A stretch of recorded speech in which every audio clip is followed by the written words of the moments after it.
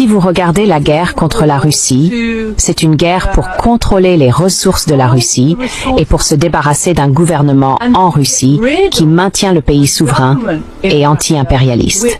Ils ont besoin d'une victoire dans cette guerre, et le fait de ne pas l'obtenir les rend désespérés.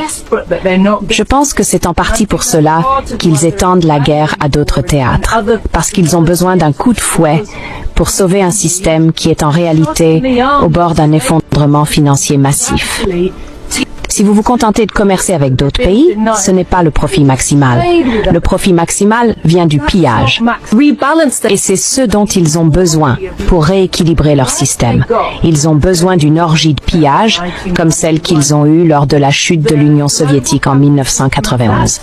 Le système capitaliste mondial était lui aussi en profonde crise à cette époque, et ils ont réussi à se restabiliser temporairement grâce à une orgie de pillage des ressources de l'Union soviétique et des républiques socialistes d'Europe de l'Est. Boris Eltsine était prêt à laisser la Russie devenir une colonie, simplement un canal de richesse pour l'Occident. Aujourd'hui, l'Europe de l'Est est en grande partie devenue une colonie. Mais la Russie a eu la force et la capacité d'arrêter ce processus, de l'inverser et de redevenir un pays souverain.